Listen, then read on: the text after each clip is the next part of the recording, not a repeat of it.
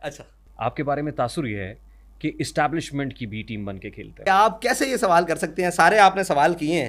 وہ اسٹیبلشمنٹ کی be team جو تھی وہ ابھی بھی جیل میں اندر بیٹھے ہوئے ہیں, اور جب وہ بی ٹیم کی حامی بنیں گے وہ باہر آ جائیں گے. ہماری کوئی تعلق نہیں ہے اسٹیبلشمنٹ سے. آپ مجھے ایک بات تو بتائیں کہ جس سے تاثر بنتا ہے, تاثر کسی بات سے بنتا ہے, کوئی ایسا ایک بات تو بتائیں جس سے ہمارے بارے میں یہ تاثر کیا جا سکتا ہو کہ یہ اسٹیبلشمنٹ کی بی ٹیم ہے.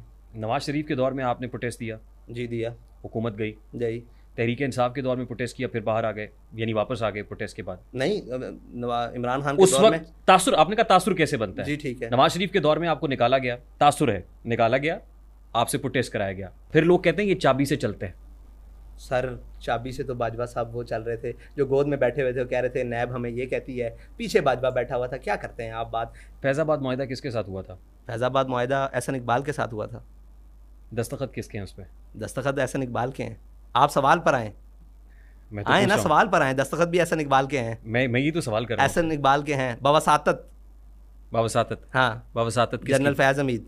جنرل فیض اس کو کون لے کر آیا تھا؟ ہم لے کر آئے تھے. فیض آباد دھرنا کمیشن ہم لے کر آئے تھے. ایک منٹ رک جائیں, ہم لے کر آئے تھے. کون لے کے آیا تھا؟ ہم تو جانتے ہی نہیں ہیں کہ کون میجر جنرل ہے. اللہ کی قسم ہماری پوری پارٹی کو اس ٹائم معلوم ہی نہیں تھا کہ میجر جنرل کون ہے. میں آپ کو قسمیاں بات کر سکتا, اس سے بڑی کوئی بات نہیں ہے. یہ تو لے کر خود آئے کہ جناب ان کو کہیں ہماری بات مانیں. ہاں جی آپ کون ہیں؟ جی ہم میجر جنرل ہیں. اچھا جی کیا بات ہے, ان کے ساتھ معاہدہ کریں. کیوں کریں بھائی؟ خاقان عباسی تھا نا وزیر اعظم, اس کی اپنی اسٹیٹمنٹ موجود ہے کہ میں نے جناب آرمی چیف کو کہا. شاید خاقان عباسی کی اسٹیٹمنٹ ہے فیض آباد دھرنا کمیشن کے اندر. میں آپ کو ان کی اسٹیٹمنٹ ایک آن ریکارڈ دکھا سکتا ہوں کہ آرمی چیف اگلے دن اسمبلی میں بھی پیش ہوا تھا. آپ کو شاید یاد ہو, اس ٹائم باجوہ تھا شاید, اسمبلی میں پیش ہوا تھا. اس نے کہا ہم گئے ہی جناب ان کے کہنے پہ ہیں, وزیر اعظم کے کہنے پہ انہوں نے ہمیں بلایا کہ حالات ٹھیک کرو.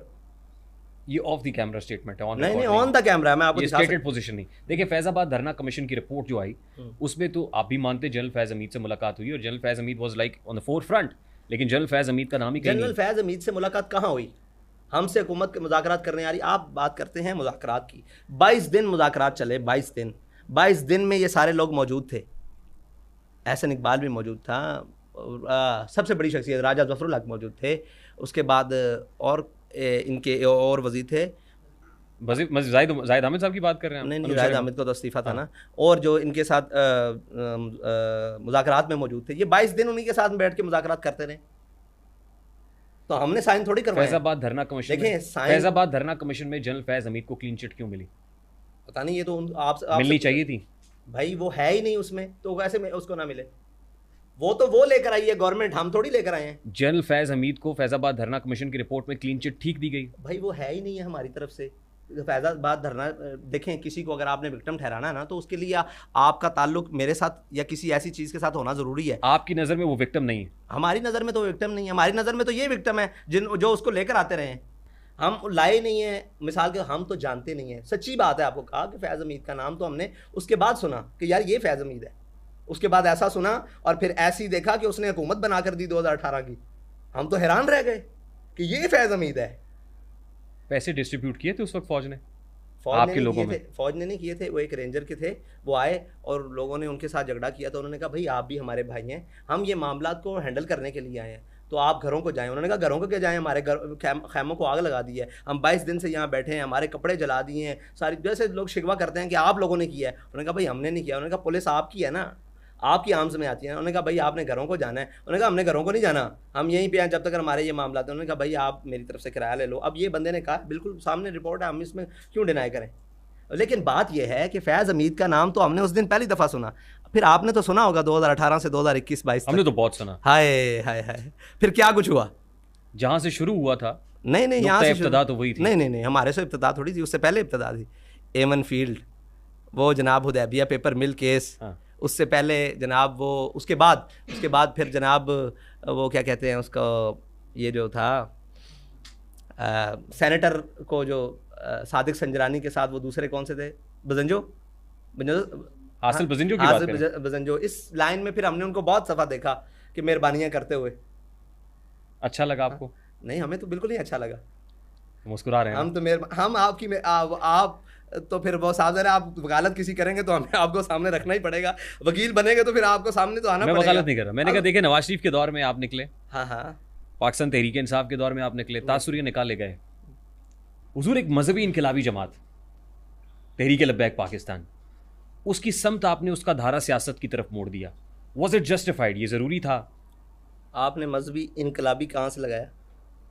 ہم تو انقلاب کے قائل ہی نہیں ہیں. انقلاب کا لغوی معنی یہ ہے کہ منہ کے بل گرنا. آپ قائل ہیں اس کے؟ آپ انقلاب کا مطلب تبدیلی ہے؟ نہیں, انقلاب کا لغوی معنی یہ ہے کہ منہ کے بل گرنا. منہ کے بل گرنا انقلاب کا مطلب. میں جس انقلاب کی بات کر رہا ہوں وہ تبدیلی ہے. کون سا انقلاب ہے جس کے آپ قائل ہیں؟ ہم اس انقلاب کے قائل نہیں ہیں جو منہ کے بل گرے. ایک مذہبی جماعت کو آپ نے سیاست میں گھسا دیا. ہم تو سیاسی دھارا تبدیل کر دیا آپ نے. ہم تو جب الیکشن کمیشن میں رجسٹرڈ ہوئے ہیں تو ہمارا کام ہی سیاست ہے. ٹھیک کیا آپ نے, بالکل ٹھیک کیا. میرے بزرگوں نے اس کو رجسٹر کروایا, میں تھوڑی کروایا. درست, بالکل ٹھیک کیا, صحیح کیا, بالکل ٹھیک کیا. کیا وہ ریزلٹس مل سکے جو آپ چاہ رہے تھے؟ اب اس میں بہت ساری قدغنیں ہیں. 18 کا الیکشن بھی چوری ہوا جس کو آپ لوگ نہیں مانتے. پھر یہ 24 ہم تو سمجھتے ہیں ہر الیکشن چوری ہوا. ہاں, 71 کے بعد. ہم تو کہتے ہیں کون سا الیکشن ہے جو چوری نہیں ہوا؟ کے پہلے بھی نہیں, وہ الیکشن بھی چوری ہوا. اچھا ٹھیک ہے, ایسے ہی ہے.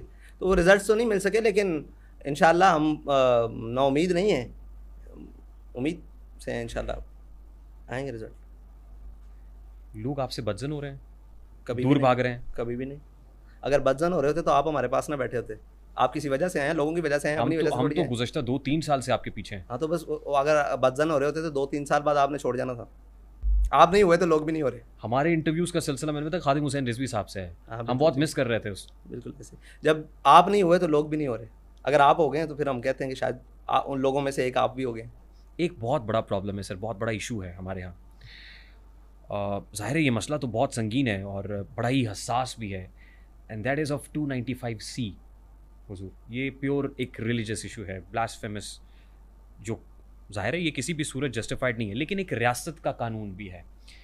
تاثر یہ ہے کہ ہم نے اتنی شدت پسندی سے اس معاملے کو اٹھایا ہے کہ اسلامک جورسپروڈنس کے اندر بھی یہ ہے کہ ریاست کا قانون سب سے پہلے ہے, اس کے بعد آپ ایسا نہیں ہو سکتا کہ اپنی عدالت لگا لیں. لیکن ہم نے اپنی عدالت لگانا شروع کر دی بیچ بازار میں, سڑک پہ. صحیح ہوا؟ ٹھیک ہوا؟ آپ پہلے جسٹیفائی کریں کہ ریاست کا قانون ہے کیا؟ کیا ہے سر بتائیں آپ. 295C ریاست کا قانون ہے. ریاست کا قانون ہے جی. اس پر عمل درآمد ہو جائے تو کسی کو کوئی کرنے کی ضرورت ہی نہیں ہے. سب سے پہلے تو ریاست اس کی جواب دے. اور یہ 295C کا جو ملزم ہے, اس کا عمل درآمد کس نے کرانا ہے؟ ریاست نے کرانا ہے. اور کس کے تھرو کرانا ہے؟ جوڈیشری کے تھرو کرانا ہے. ہم تو کیس بھی رجسٹر نہیں ہونے دیتے. کہاں آپ کو بہت سارے ایسے کیسز ہیں کہ ایک بینک مینیجر کو ایک سیکیورٹی گارڈ نے مار دیا صرف اس گمان کی بنیاد پہ کہ اس نے توہین رسالت کی ہے. نعوذ باللہ, توہین رسالت ہوئی ہے. تو اس کو سزا ملنی چاہیے. یہ اس کا گمان ہے, یہ اس کا گمان ہے. اگر وہ مجرم نہیں, اس نے اسے خود ہی ملزم بنایا اپنے ذہن میں, خود ہی مجرم ثابت کر دیا, رائفل اٹھائی اور اس کو گولیوں سے چھلنی کر دیا.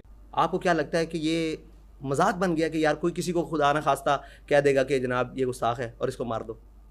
بہت بڑی بات ہے, بہت بڑی بات ہے. ہم تو یہ کہتے ہیں کہ اگر کسی نے کسی کے اوپر غلط الزام لگایا نا تو اس کو اتنی ہی سزا دیں. اس بات کا تعین کون کرے گا حضرت؟ سوال میرا پھر وہی. کس بات کا؟ کہ وہ مجرم ہے بھی یا نہیں ہے, اس نے گستاخی کی بھی ہے یا نہیں کی ہے.